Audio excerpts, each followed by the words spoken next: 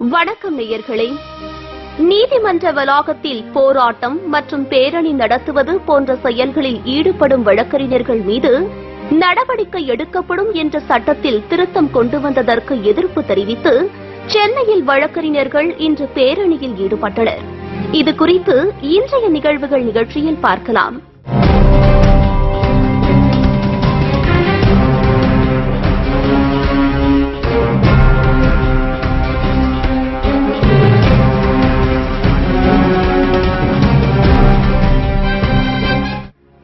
விடுமுறை முடிந்து சென்னை உயர்நீதிமன்றம் தொடங்குவதற்கு 2 நாட்களுக்கு முன்பு உயர்நீதிமன்ற பதிவாளர் ரவீந்திரன் அறிக்கை ஒன்றை வெளியிட்டார். வழக்கறிஞர்கள் சட்டப்பிரிவு 34 கீழ் சில திருத்தங்கள் கொண்டுவரப்பட்டுள்ளது என்று அந்த அறிக்கையில் கூறப்பட்டிருந்தது. நீதிமன்ற வளாகத்தில் ஊர்வலம் மற்றும் முற்றுகை போராட்டத்தில் ஈடுபடும் வழக்கறிஞர்கள் மீது கடும் நடவடிக்கை எடுக்கப்படும் என்று அந்த அறிக்கையில் தெரிவிக்கப்பட்டது. மேலும் நீதிமன்ற ஆவணங்கள் மற்றும் நீதிமன்ற உத்தரவுகளை திருத்துவோர் மீது நடவடிக்கை, நீதிபதியின் பெயரை சொல்லி பணம் வாங்கும் வழக்கறிஞர்கள் மீது நடவடிக்கை, நீதிபதியை திட்டுவோர் அல்லது மிரட்டுவோர் மீது நடவடிக்கை, நீதிபதிக்கு எதிராக உறுதி செய்யப்படாத குற்றச்சாட்டுகளை மேல் நீதிமன்றத்திற்கு அனுப்புவோர் மற்றும் நீதிபதியின் மீது தவறான குற்றச்சாட்டுகளை பரப்புவோர் மீது நடவடிக்கை, மது குடித்துவிட்டு நீதிமன்றத்தில் ஆஜராகும் வழக்கறிஞர்கள் மீது நடவடிக்கை எடுக்கப்படும் உள்ளிட்ட பல்வேறு திருத்தங்கள் அந்த சட்டத்தில் கொண்டுவரப்பட்டது. இந்த சட்ட திருத்தம் ஒட்டுமொத்த வழக்கறிஞர்கள் மத்தியில் கடும் எதிர்ப்புக்குள்ளாகியது. அதன் எதிரொலியாகவும் சட்ட திருத்தத்தை ரத்து செய்ய கோரி சென்னையில் இன்று சுமார் 5000க்கும் மேற்பட்ட வழக்கறிஞர்கள் பேரணியில் ஈடுபட்டனர்.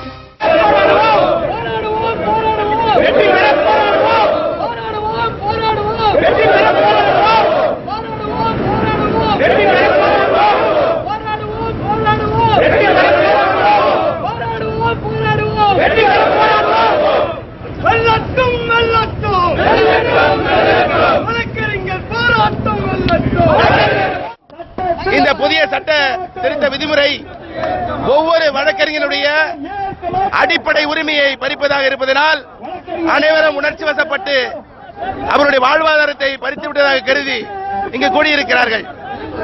இந்த பேரணியினுடைய முடிவிலே பொதுக்கூட்டம் இருக்கிறது.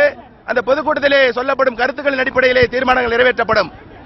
அந்த கூட்டத்திலே மாநிலம் தழுவிய ஒரு குழு ஒன்று, போராட்ட குழு ஒன்று அமைக்கப்படும். இந்த சட்ட திருத்தம் திரும்ப பெறவில்லை என்றால் அந்த குழு பின்னர் கூடி முடிவு செய்து வருகின்ற காலத்திலே என்ன வகையான போராட்டத்தை அறிவிக்கலாம் என்பதை முடிவு செய்யும். சென்னை திருவல்லிக்கேணி காவல் நிலையம் அருகே துவங்கி சேப்பாக்கம் வரை நடைபெற்ற இந்த பேரணிக்கு சென்னை உயர்நீதிமன்ற வழக்கறிஞர் சங்க தலைவர் பால் கனகராஜ் மற்றும் தமிழகம் புதுச்சேரி வழக்கறிஞர் சங்க கூட்டமைப்பினுடைய தலைவர் பரமசிவம் ஆகியோர் தலைமை ஏற்றனர். வழக்கறிஞர்களின் உரிமைகளை நெறிக்கும் வகையில் அமைந்துள்ள இந்த சட்டத்தை உடனடியாக திரும்ப பெற வேண்டும், இல்லையென்றால் தங்களது போராட்டம் தொடரும் என்று பேரணியில் ஈடுபட்ட வழக்கறிஞர்கள் தெரிவித்தனர்.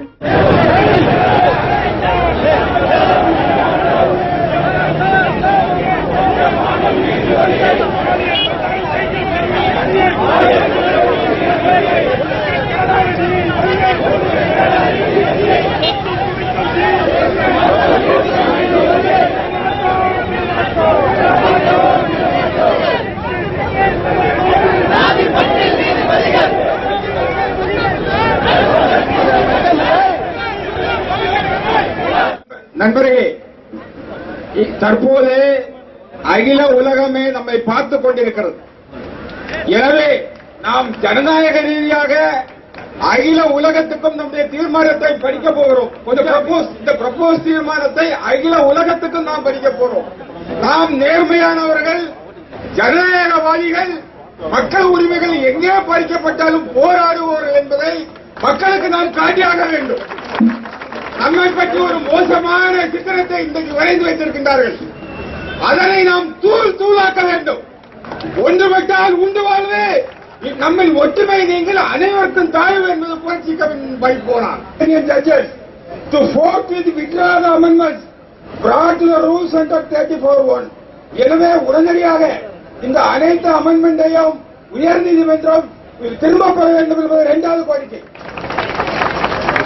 3வது கோரிக்கை என்னவென்றால் The representatives of the Bar Association State of Tamil Nadu and Puducherry request the Honorable Chief Justice to call for a dialogue between the bench and bar, involving a mechanism to identify the key issue, hampering the effective functioning of judicial institution, prepare both long-term and short-term plans to amicably settle the issues. தமிழகத்தில் உள்ள அனைத்து வழக்கறிஞர் சங்கங்களையும் அழைத்து நேர்மையான திறந்த விவாதத்தை நடத்தி பிரச்சனைகளுக்கு முடிவு காண வேண்டும் என்பது 3வது தீர்மானம். 4வது தீர்மானம், இந்த பிரச்சனைகளை எதிர்கொள்வதற்காக ஸ்டேட் லெவல்ல இங்க இருக்கக்கூடிய அனைத்து வழக்கறிஞர் சங்கங்களுடைய முக்கிய பிரதிநிதிகளை அளித்து ஒரு state coordination committee.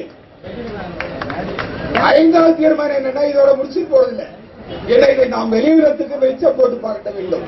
We propose to hold a national seminar. India முழுவதிலும் இருந்து பல்வேறு வழக்கறிஞர்களையும் சட்டத்தில் நிபுணத்துவம் என்றவர்களை அழைத்து ஒரு மாபெரும் நேஷனல் செமினாரை நடத்துவது என்பதே அடுத்த தீர்மானம். 6வது தீர்மானம், தமிழகத்திலே கடந்த பல்வேறு பிரச்சனைகளுக்காக பாதிப்புக்குள்ளாகி இப்போது சஸ்பென்ஷனில் இருக்கக்கூடிய பார் கவுன்சில் ப்ரொசீடிங்கில் இருக்கக்கூடிய அந்த வழக்கறிஞர்களுடைய அந்த நடவடிக்கையை உடனே ரத்து செய்து அனைவரையும் தேர்ந்தெடுப்பது 6வது தீர்மானம். கடந்த 2009ஆம் ஆண்டு சென்னை உயர்நீதிமன்றத்தில் நடந்த கலவரத்திற்கு கண்டனம் தெரிவித்துதான் ஆண்டுக்கு ஒருமுறை வழக்கறிஞர்கள் நீதிமன்ற புறக்கணிப்பு போராட்டத்தில் ஈடுபடுவார்கள். ஆனால் தற்போது வழக்கறிஞர்களுக்கான சட்டத்தில் கொண்டுவரப்பட்டுள்ள திருத்தங்களை கண்டித்தே இந்த பேரணி நடந்துள்ளது. கடந்த 6-7 மாதங்களுக்கு மேலாக வழக்கறிஞர்கள் சார்பில் பெரிய அளவில் எந்த போராட்டங்களும் நடைபெறவில்லை. ஏனென்றால் பார் கவுன்சில் வழக்கறிஞர்கள் மீது கடுமையான நடவடிக்கை மேற்கொண்டிருந்தது. போராட்டம் நடத்தினாலோ ஊர்வலம் நடத்தினாலோ அல்லது நீதிபதிகளுக்கு எதிராக நீதிமன்ற வளாகத்தில் கோஷங்களை எழுப்பினாலோ கடுமையான நடவடிக்கை எடுக்கப்படும் என்று பார் கவுன்சில் கூறியிருந்தது. இதனிடையே விதிகளை மீறி போராட்டங்களில் ஈடுபட்டதாக கூறி 43 வழக்கறிஞர்கள் இடைக்கால பணி நீக்கம் செய்யப்பட்டனர். பின்னர் 3 வழக்கறிஞர்கள் மட்டும் இடைக்கால பணி நீக்கத்தில் இருந்து விடுவிக்கப்பட்டனர். அதன் காரணமாக வழக்கறிஞர்கள் கடந்த 6 மாதங்களுக்கு மேலாக எந்த போராட்டங்களிலும் ஈடுபடவில்லை. இன்னும் சொல்லப்போனால் உயர்நீதிமன்றத்தில் மத்திய தொழில் பாதுகாப்பு படை வந்ததில் இருந்தே வழக்கறிஞர்கள் மத்தியில் அமைதியான சூழலை நிலவியது. இந்நிலையில்தான் வழக்கறிஞர்கள் இன்று இந்த மாபெரும் அமைதி பேரணியை மேற்கொண்டனர். இந்த சட்ட விதிகள் அமலுக்கு வந்தவுடன் உடனடியாக எங்களுடைய சங்கத்தினுடைய பொதுக்குழுவை கூட்டி வெள்ளிக்கிழமை முதல் இன்று வரை நாங்கள் நீதிமன்ற பணிப்புறக்கணிப்பில் இருக்கிறோம். நாங்கள் 12 தீர்மானங்களை நிறைவேற்றியிருக்கிறோம். அந்த 12 தீர்மானங்களின் நகல்களை அனைத்து வழக்கறிஞர் சங்கத்திலும் இதுவரை சுமார் 150 வழக்கறிஞர் சங்கத்திற்கு நாங்கள் அனுப்பி வைத்திருக்கிறோம். எங்களுடைய அந்த தீர்மானங்களை நீங்கள் உற்று நோக்கிவிட்டு அந்த தீர்மானங்களின் அடிப்படையிலோ அல்லது அந்த தீர்மானத்தை உங்களால் ஏற்றுக்கொள்ள முடிந்தால் நீங்களும் ஏற்றுக்கொண்டு எங்களுடன் செயல்பட வேண்டும். நாங்கள் உங்களுடன் செயல்பட தயாராக இருக்கிறோம். நீங்கள் ஒரு கமிட்டி போடும் பட்சத்திலே அந்த கமிட்டியில் எங்களை இணைத்துக் கொள்ளும் பட்சத்திலே நாங்களும் உங்களுடன் போராட தயாராக இருக்கிறோம் என்று சொல்லிக் கொள்கிறேன். நண்பர்களே, இன்னொரு விஷயத்தையும் ஆணிபூர்வமாக சொல்கிறேன். We have no friends in judiciary. மறந்து விடாதீர்கள். சீக்கிரட்டா ஏற்படுத்தப்பட்ட ஒரு விஷயம் இது. எனக்கு இந்த நீதிபதியை தெரியும், எனக்கு அந்த நீதிபதியை தெரியும் என்று சொன்னால் இந்த சட்டம் வகுக்கப்பட்டவுடன் நம்முடைய ஃப்ரெண்டா இருந்த அந்த நீதிபதி நம்மளிடம் சொல்லி இருக்கலாம். சொல்லலன்னு தெரிஞ்ச உடனேயே இவங்கெல்லாம் ஒரு கூட்டமா இருக்காங்க, இந்த கூட்டத்தை கலைச்சிடலாம் அந்த கூட்டம் நினைக்குது. அந்த கூட்டத்தினுடைய அந்த எண்ணத்தை நாம் தவிடுபடியாக்க வேண்டும் என்று இங்கே மீண்டும் உங்களை எல்லாம் வேண்டி விரும்பி கேட்டுக்கொள்கிறேன். நண்பர்களே, இன்னொரு சொல்ல போற எல்லாருமே கேப்டன்ஷிப் தான், எல்லோருமே லீடர்ஷிப் தான். யார் தலைமை ஏற்பது என்ற கொள்கை இப்ப வந்திருக்கு. அதற்காக ஒரு புதிய தலைமை வழங்க வேண்டும். சில நாட்களுக்காக நண்பர்களே, அன்போடு உங்கள் இதயத்தை தொட்டு கேட்கிறேன். மதுரையில் இருக்கிற 43 வழக்கறிஞர்களை இன்றிடம் இல்லாமல் தூக்கி எறிந்தார்கள், சஸ்பெண்ட் செய்யப்பட்டார்கள். சஸ்பெண்ட் செய்யப்பட்டு பெங்களூருக்கு அழைத்து கொண்டிருக்கிறார்கள். வாழ்க்கை கேள்விக்குறியாக இருக்கிறது. ஒவ்வொரு 8 மாதங்களுக்கு மேல் அவன் வாழ்க்கை என்ன, அவன் குடும்பம் என்ன, அவனுடைய ஸ்டேட்டஸ் என்ன? ஒரு படிப்பதற்கு இங்க இருக்க ஒரு சிலர் மாடமாடியில் இருந்து படிக்க வந்திருக்கலாம். ஆனால் கிராமத்தில் இருந்து படிக்க வந்த வழக்கறிஞன், உழவு தொழிலாளியில் இருந்து படிக்க வந்த வழக்கறிஞன், அன்றாட போராடி கொண்டிருக்கிற வழக்கறிஞர் சஸ்பெண்ட் செய்யப்பட்டிருக்கிற உயர் நீதிமன்ற நீதியரசர்களே, நாங்கள் மாடியிலிருந்து கவனிக்கவில்லை. ஏழை குடிசையில் இருந்த வழக்கறிஞர்கள் நீங்கள் வச்சித்திருக்கிறீர்கள். 43 வயதுடைய வாழ்க்கையோடு விளையாடி இருக்கிறீர்கள். நீதிதாபம் என்பவன் மக்களுக்கு நீதி வழங்குவதாக இருக்க வேண்டும். நீதிதாபன் என்பவன் பராபட்சமானவனாக இருக்க வேண்டும். நீதிதாபன் என்பவன் மக்களுக்கு வழக்கறிஞர்களுக்கு உரிமை பெற்றுத் தருவனாக இருக்கும். உரிமையை பெற்றுக் கொண்டிருக்கிறார், உரிமைக்காக வாதாடி கொண்டிருக்கிறார். வழக்கறிஞரை வஞ்சிப்பது நீதித்துறையாக இருக்க வேண்டும். இந்த அநீதித்துறையை தூக்கி எறிவதற்காக வழக்கறிஞர் கொள்ள வேண்டும். வாரதி சொன்னதை சொல்றான், உச்சி மீது வாடி நின்று வீழுகின்ற போதிலும் அச்சமில்லை அச்சமில்லை சொன்னோம்னா என்னையா உயிரா போயிடும். ஒரு சஸ்பெண்டுக்காக பயந்துக்கிட்டோம்னா, ஒரு அடக்குமுறைக்கு பயந்துக்கிட்டோம்னா வழக்கறிஞர் படிக்கிறதுக்கு புரோசனம் கிடையாது. தூக்கி எறிவோம் அடக்குமுறை சட்டத்தை. ஒன்றை மட்டும் நான் சொல்லிக்கொள்ள ஆசைப்படுகின்றேன். நான் தஞ்சை வழக்கறிஞர் சங்க உறுப்பினராகத்தான் இங்கே நான் முதலில் வந்திருக்கின்றேன். இதை நான் திருச்சியிலே நடந்த கூட்டத்திலும் கலந்து கொண்டேன். அகில இந்திய பார் கவுன்சிலால் எனக்கு நோட்டீஸ் அனுப்பப்பட்டது. என்னுடன் இருந்த 7 நபர்களுக்கு நாங்கள் யாரும் அதற்கு அஞ்சவில்லை. இப்பொழுது முதல் ஒரு வார்த்தையை நான் சொல்லி ஆசைப்படுகின்றேன். இன்னும் 10 நாட்கள், இன்னும் ஒரு வாரத்தில், இன்னும் 4 நாட்களுக்குள் தமிழ்நாடு பார் கவுன்சிலை கூட்டி உடனடியாக இதை ரத்து செய்வதற்கு தீர்மானம் போடவில்லை என்றால் என்னுடன் இருக்கின்ற அத்தனை உறுப்பினர் நாங்கள் ராஜினாமா செய்வோம் என்பதை சொல்லிவிடுகிறோம். இதற்கான ஏற்கனவே உடனடியாக கூட்டத்தை கூட்ட வேண்டும் என்பதற்கு நாங்கள் லெட்டர் கொடுத்துவிட்டோம். இன்னும் ஒரு வாரத்தில் எவ்வளவு விரைவாக. இது மட்டுமல்ல, ஒரு பெரிய ஆபத்து நடந்து கொண்டிருக்கிறது. உங்களுக்கு எல்லாம் தெரிகிறதா என்று தெரியவில்லை. இந்த தமிழ்நாடு பார் கவுன்சில் 3 மாசம் பதவி. இந்த பதவி எனக்கு எல்லாம் பெருசு கிடையாது. அப்பயும் திருச்சியில கலந்துட்டு சொன்னேன், இப்பயும் சொல்றேன். இந்த 3 மாதம் கழித்து இந்த சர்டிபிகேட் ஆஃப் பிராக்டிஸ் சொல்லி ஏற்கனவே 27 மாநிலங்கள் 19 பார் கவுன்சில்ல 2 பார் கவுன்சில்ல இது வழி எலெக்ஷனே நடத்தல. அந்தந்த அட்வொகேட் ஜெனரல் வச்சு பார் கவுன்சில் அண்டர்டேக் பண்ணி நடந்துட்டு இருக்கு. இதுதான் தமிழ்நாட்டிலும் நடத்துவதற்கான வாய்ப்புகள் இப்பொழுது நடந்து கொண்டிருக்கிறது. இதெல்லாம் நான் உங்கள் நினைவுக்கு நான் சொல்ல ஆசைப்படுகின்றேன். அதனால எந்த காலத்திலும் நான் ஒன்றே சொல்ல ஆசைப்படுகிறேன். இருந்த மூத்த வழக்கறிஞர்கள் பால் கனகராஜ் எல்லாம் இருக்காங்க. நீங்க 2 விஷயத்தை நீங்க கடுமையா வலியுறுத்தணும். 19 பார் கவுன்சில் இந்தியாவில் இருக்கு. எந்த மாநிலத்திலும் இல்லாத சட்ட திருத்தம் இப்பொழுது ஏன் இங்கு? இதை நீங்கள் டெல்லியில அகில இந்திய பார் கவுன்சில பேசணும். கேட்கலையா? நம்ம பாராளுமன்றத்தில் இருக்கக்கூடிய உறுப்பினர்களையும் சரி, மத்திய அரசிடம் நாம் போராட வேண்டும். ஒன்றே ஒன்று கேட்டுக்கொள்கின்றேன், நீதியரசர்களே, ஒன்றே ஒன்று மட்டும் கேட்டுக்கொள்கின்றேன். உங்களுடைய அடிப்படை உரிமை என்று சொல்லி கொலீஜியம் சிஸ்டம் என்று ஒன்று மத்திய அரசு கொண்டு வந்த போது உடனடியாக அந்த 99 அமெண்ட்மெண்ட் மட்டும் நீங்க வழக்கா பதிவு பண்ணி வச்சுக்கிட்டு உங்க உரிமைகள் போகின்றது என்ற உடனே சட்டத்தை இயற்றிய பாராளுமன்றத்தையே ரத்து செய்தீர்களே நீங்கள். உங்களுக்கு உரிமை என்றால் உங்கள் உரிமைக்கு கஷ்டம் வந்தால் அது ரத்தம், வழக்கறிஞர் உரிமை எங்களுக்கு வந்தால் அது தக்காளி சட்னியா? யோசித்து பார்க்க வேண்டும். தெரிவித்த சென்னை உயர்நீதிமன்ற தலைமை நீதிபதி சஞ்சய் கிஷன் கவுல், இந்த புதிய விதிகள் என்பது கடந்த 2009ஆம் ஆண்டு RK ஆனந்த் என்பவர் தொடர்ந்த வழக்கில் வழக்கறிஞர்கள் தொழில் தொடர்பாக ஒரு ஒழுங்குமுறை விதிகளை உருவாக்க வேண்டும் என்று உச்சநீதிமன்றம் உத்தரவிட்டதாகவும் அதன் அடிப்படையில்தான் இந்த சட்ட திருத்தம் கொண்டுவரப்பட்டதாகவும் சஞ்சய் கிஷன் கவுல் தெரிவித்தார். மேலும் இந்த சட்ட திருத்தம் வழக்கறிஞர்கள் சங்கத்தினருடன் ஆலோசித்த பிறகே கொண்டுவரப்பட்டது என்று கூறிய நீதிபதி இந்த வழக்கறிஞர் பேரணி தேவையற்றது என்று கூறியிருந்தார். உயர்நீதிமன்ற நீதிபதி என்னதான் விளக்கம் அளித்தாலும் அதனை எல்லாம் ஏற்க முடியாது. எனவே தங்களுக்கு எதிராக உள்ள சட்ட திருத்தத்தை ரத்து செய்ய வேண்டும் என்று வழக்கறிஞர்கள் வலியுறுத்தியுள்ளனர். நாங்கள் கடந்த ஆண்டு செப்டம்பர் 22ஆம் தேதி அகில இந்திய பார் கவுன்சிலால் சஸ்பெண்ட் செய்யப்பட்டோம். எங்கள் வழக்கு தமிழ்நாடு பார் கவுன்சில் நடந்தது.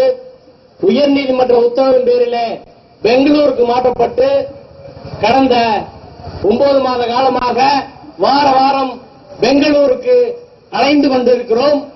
எங்களது குடும்பங்கள் எல்லாம் மிக சிரமத்தில் இருக்கிறது. வழக்கறிஞர் தொழில் கிட்டத்தட்ட சிதைந்து விட்டது. ஆனாலும் நான் உறுதியோடு நாங்கள் இருக்கிறோம். நாங்கள் மண்டியிடவில்லை, சரண்டர் ஆகவில்லை. நீ சஸ்பெண்ட் செய்தாலும் டிஸ்மிஸ் செய்தாலும் உன்னை எதிர்த்து நிற்போம் என்று அந்த வழக்கை உறுதியோடு நடத்திக் கொண்டிருக்கிறோம். அந்த வழக்கிலே உயர்நீதிமன்ற பதிவாளர் சாட்சியாக வருகிறார், போலீஸ் கான்ஸ்டபிள் வராங்க, டிஸ்ட்ரிக்ட் ஜட்ஜ் வராங்க. அத்தனை பேரும் ஒரு கொலை வழக்கிலே எப்படி சாட்சியம் சொல்வார்களோ அதை போல சாட்சியம் சொல்கிறார்கள். அந்த சாட்சியத்தை நாங்கள் அடித்து உடைத்து நொறுக்கி இருக்கிறோம். எங்கள் மீது எவிடன்ஸ் இல்லை என்று கொண்டு வந்திருக்கிறோம்.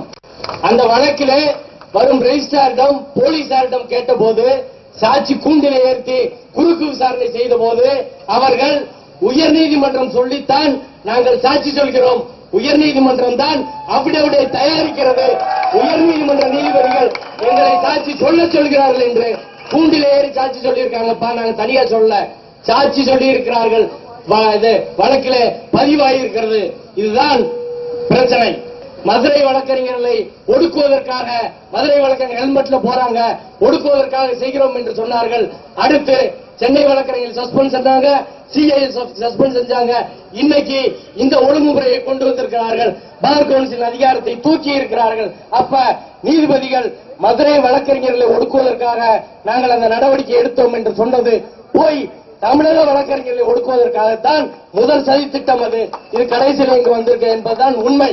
பேரணியில் ஈடுபட்ட மேலும் சில வழக்கறிஞர்கள் பேசும்போது நீதிபதிகள் பலர் அதிகளவில் ஊழல் செய்வதாகவும் அவர்களுக்கு எதிராக குரல் எழுப்புவதாலேயே வழக்கறிஞர்கள் மீது நீதிபதிகள் இதுபோன்ற சட்டத்தை திணிப்பதாக பரபரப்பு குற்றச்சாட்டை தெரிவித்தனர். மேலும் தங்களுக்கு எதிராக உள்ள இந்த சட்ட திருத்தத்தை திரும்ப பெறவில்லை என்றால் போராட்டம் தொடரும் என்று வழக்கறிஞர்கள் கூறினர். ஒரு பிரச்சனை என்றால் அதை போராடி தீர்த்து வைப்போம் தான் வழக்கறிஞர்கள். இப்போ தற்போது நமக்கே ஒரு பிரச்சனை, அப்படி என்றால் அந்த பிரச்சனையை ஏற்படுத்துகின்றவர்களுக்கு ஒரு அச்சத்தை ஏற்படுத்த வேண்டும் என்றால் நம்மிடம் 100% ஒற்றுமை இருந்தால் ஒழிய அந்த நமக்கு எதிராக ஏற்படுகின்ற பிரச்சனையை நம்மிடம் போக்கவே முடியாது. 10 பேருக்கு சஸ்பெண்ட் செய்தால் பாக்கி 90 பேர் நாம் நீதிமன்றத்துக்கு செல்கின்றோம். ஒரு சாதாரண நீதிமன்றத்திலே ஒரு பாய்காட் என்று சொன்னால் 50 வழக்கறிஞர்கள் நீதிமன்றம் செல்வதில்லை. ஆனால் அதே நீதிமன்றத்தில் உள்ள பாக்கி 100க்கும் மேற்பட்ட வழக்கறிஞர்கள் மறைமுகமாக நீதிமன்றத்தில் சென்று கொண்டுதான் இருக்கிறார்கள். அந்த நிலையை வழக்கறிஞர்கள் மாற்ற வேண்டும். இந்த சட்டத்தை முழுவதும் ஒப்பற்ற வேண்டும் என்றால் தமிழ்நாட்டிலே உள்ள அனைத்து நீதிமன்றத்தில் உள்ள வழக்கறிஞர்கள் ஒருவர் கூட நீதிமன்றத்தில் செல்லாமல் நீதிமன்றத்தை புறக்கணித்தால் ஒழிய நமது வெற்றியை பெற முடியாத நன்றி வாய்ப்பு. நாம் நீதிமன்றத்தில் இருக்கக்கூடிய நீதிபதிகளுக்கு என்ன சொல்ல வேண்டும் என்றால், வக்கீல்கள் உயர்ந்த மனிதர்கள், நீங்கள் உயர்ந்த பதவியில் இருக்கிறீர்கள், நீங்கள் உயர்ந்த மனிதர்களாக நடந்து கொள்ளாவிட்டால் இந்த மாதிரி சம்பவங்கள் நடந்தே நடக்கும். இன்றைக்கு வக்கீலுடைய வாய்களை மூடுவதற்காக இந்த 7 செக்ஷன்ஸ் கொண்டிருக்காங்க. இப்போ வக்கீல்கள் வந்து ஜுடிஷியரியை காப்பாற்றுவதற்கு பதிலாக நீதிபதிகள் மாத்திரம் காப்பாற்ற முடியுமா? நீங்க இதே மாதிரி பேசிக் கொண்டிருந்தால் கோர்ட்டில் புரோபீட் பண்ணிவிட்டீர்கள் என்று சொல்வார்கள், எல்லாரையும் டிபார் செய்து விடுவார்கள். ஒரு ஜனநாயக முறையில் நடந்து கொள்ள வேண்டும். எங்கள் மீதும் குறைபாடுகள் இருக்கின்றன, நீதிமன்றத்தில் இருக்கக்கூடிய நீதிபதிகள் மீதும் குறைபாடுகள் இருக்கின்றன. அதை பேச்சு தீர்த்துக் கொள்ள வேண்டும். சுப்ரீம் கோர்ட் வந்து உப்பல் கேஸ்ல சொல்லிருக்காங்க, form a grievance committee. Has the present High Court Chief Justice formed a grievance committee? He has not formed a grievance committee. தமிழகத்தின் அனைத்து மாவட்டங்களில் இருந்து ஏராளமான வழக்கறிஞர்கள் கலந்து கொண்ட இந்த பேரணியில் பெண் வழக்கறிஞர்கள் பலரும் கலந்து கொண்டு தங்கள் எதிர்ப்பை பதிவு செய்தனர். வழக்கறிஞர்கள் யாருக்கும் சளைத்தவர்கள் அல்ல, வழக்கறிஞர்கள் யாருக்கும் அடிமைப்பட்டவர்கள் என்பதை நினைவூட்டுவதாகவும் அனைவருக்கும் அறிவுறுத்துவதாக உள்ளது. சமுதாயத்தில் அநீதி இழைக்கப்படுகின்ற போது வழக்கறிஞர்கள் அதற்காக குரல் கொடுத்து அந்த அநீதிகளை கழித்திருந்தது வரலாறு. சுதந்திர போராட்டத்திலும் வழக்கறிஞர்களுடைய பங்குதான் பெரும்பங்கு. நமது தமிழகத்தை பொறுத்தவரை அறிஞர் என்ற சொல்லுக்கு வழக்கறிஞர் மட்டுமே தகுதியானவர்கள் என்பதை எல்லோருமே அறிந்தது. முதலில் மூதறிஞர் ராஜாஜியை மூதறிஞர் என்று கூறினார்கள், அதற்கு பிறகு பேரறிஞர் அண்ணாவை பேரறிஞர் என்று கூறினார்கள். எப்போதுமே வழக்கறிஞர் சமூகத்தை மட்டுமே கற்றறிந்த வழக்கறிஞர்கள் என்று கூறுகிறோம். மேலும் நாம் வழக்கறிஞர் சமுதாயம் வழக்கறிஞர்களுக்காக மட்டுமே போராடுவதல்ல, எங்கெங்கே நீதிக்கு காயம் ஏற்பட்டாலும் நீதிபதிக்கு காயம் ஏற்பட்டாலும் வீறு கொண்டு எழுந்து வீதிக்கு வந்து போராடுவது நமது வழக்கறிஞர் சமூகமே. அதை நீதிபதிகள் சமூகம் மறந்துவிட்டு வழக்கறிஞர்களுக்கு எதிராக ஒரு அடக்குமுறை சட்டத்தை, ஒரு கருப்பு சட்டத்தை திணித்திருக்கிறது. திருச்சிராப்பள்ளி மாவட்டத்திலே நாங்கள் பங்கு வகித்த பொழுது மிக நீண்ட நீதிமன்ற புறக்கணிப்பை நாங்கள் நடத்தினோம். 1990ஆம் ஆண்டு ஒரு முன்சிப் அவர்களை மாற்றுவதற்கு கரப்ஷனிலே திளைத்து போன ஒரு முன்சிபை 7 மாதம் நாங்கள் பாய்காட் நடத்தினோம். இறுதியிலே அந்த முன்சிபை டிரான்ஸ்பர் பண்ணாமல் எங்களை கூப்பிட்டார்கள் சென்னை உயர்நீதிமன்றத்திற்கு. நாங்கள் வர முடியாது என்று நாங்கள் சொல்லிவிட்டோம்.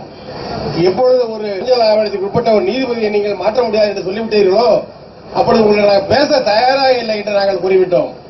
அந்த அளவிற்கு நாங்கள் நீண்ட நெடுங்கால ஒரு நீதிமன்ற புறக்கணிப்புக்கு கொள்கை ரீதியாக நாங்கள் உறுதியாக இருந்தோம். அதே போல இந்த பிரச்சனையிடம் ஒருவர் கூட கோர்ட்டுக்கு செல்லக்கூடாது, இது வாபஸ் பெறும் முறை. எல்லா வழக்கறிஞர்கள் மீது நீங்க நடவடிக்கை எடுப்பீங்க. சட்டத்தை பூரா திரும்ப ஒப்படைச்சுட்டா யார் பேர் நடவடிக்கை எடுப்பீங்க? சட்டத்தை பூரா திரும்ப ஒப்படைக்கணும். ஒரு வக்கீல் கூட இல்லைன்னா நீ யார் பேர் நடவடிக்கை எடுப்ப? ஒருத்தர் பேர்ல நடவடிக்கை எடுக்க முடியாது. இந்த வக்கீல்ங்கிறது நாங்களும் பிஎல் படிச்சுட்டு தான் வக்கீலா இருக்கிறோம், நீங்களும் பிஎல் படிச்சுட்டு தான் மேல போயிருக்கிறீங்க. இந்த என்னைக்கு உங்களுக்கு ஆர்டர் வருதோ அன்னைக்கு 2 கொம்பு முளைச்சிருது. 2 கொம்பு முளைச்சிருக்கு ஆட ஆரம்பிச்சிருவீங்க. இந்த 2 கொம்பு தேவையில்லாத அறுக்கிறதுக்கு ரொம்ப நேரம் ஆயிடாது, தெரியுதா? ஆகவே வெள்ளைக்காரன் காலத்துல கூட இந்த சட்டம் இல்லையா? வெள்ளைக்காரன் காலத்துல சொல்லுவான், ஏழு நாய சுடுவதா இருந்தாலும் விஷயத்தை சொல்லி சுடுவோம்பா. இங்க ஒரு விஷயமும் இல்ல. இதுக்கு என்ன நான் கேட்கிறேன், நான் தப்பு செஞ்சா என் பேர்ல நடவடிக்கை எடுக்கிறதுக்கு நீ குழு அமைக்கிற, நீ தப்பு செஞ்சா உன் பேர்ல நடவடிக்கை எடுக்கிறதுக்கு எனக்கு குழு கொடு. நீதிமன்றத்திற்குள் வழக்கறிஞர்கள் சத்தம் போட்டு பேசுவது, கைகளை உயர்த்தி வாதாடுவது, இவையெல்லாம் வழக்கறிஞர்கள் தொழிலுக்கே உரித்தானது. அப்படி இருக்க தற்போது உயர்நீதிமன்றம் கொண்டு வந்துள்ள சட்ட திருத்தத்தை நாங்கள் ஒருபோதும் ஏற்க முடியாது என்று பேரணியில் கலந்து கொண்ட வழக்கறிஞர்கள் திட்டவட்டமாக தெரிவித்தனர். இதுகுறித்து பேசிய சென்னை உயர்நீதிமன்ற வழக்கறிஞர் சங்க தலைவர் பால் கனகராஜ், வழக்கறிஞர்களுக்கு எதிராக உள்ள இந்த சட்ட திருத்தத்தை உடனடியாக சென்னை உயர்நீதிமன்றம் திரும்ப பெற வேண்டும் என்று வலியுறுத்தினார்.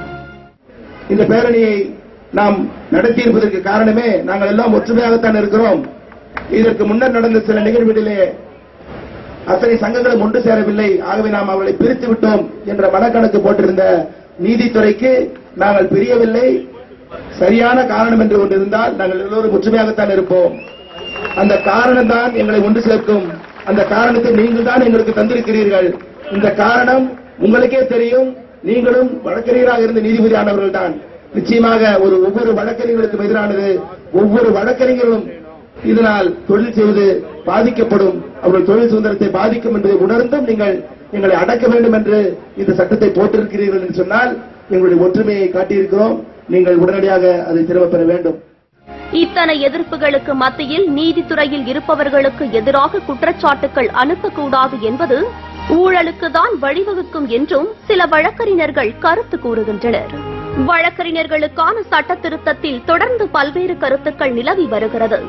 நீதித்துறை என்பது மாசற்றது, நடுநிலையானது, கண்போல் காக்க வேண்டிய அத்துறையை சிலர் தனது சொந்த தேவைகளுக்காகவும் சுயநலத்திற்காகவும் தவறாக பயன்படுத்தி வருகின்றனர். இதனால் நீதி, நேர்மை, சட்டம், ஒழுங்கு இவையெல்லாம் குழி தோண்டி புதைக்கப்படுகின்றனர். இந்நிலை மாற வேண்டும், நீதியின் கை உயர வேண்டும் என்ற வேண்டுதலுடன் இன்றைய நிகழ்வுகள் நிகழ்ச்சியை நிறைவு செய்கிறோம். நன்றி, வணக்கம். நிகழ்வுகள் குறித்தான உங்கள் கருத்து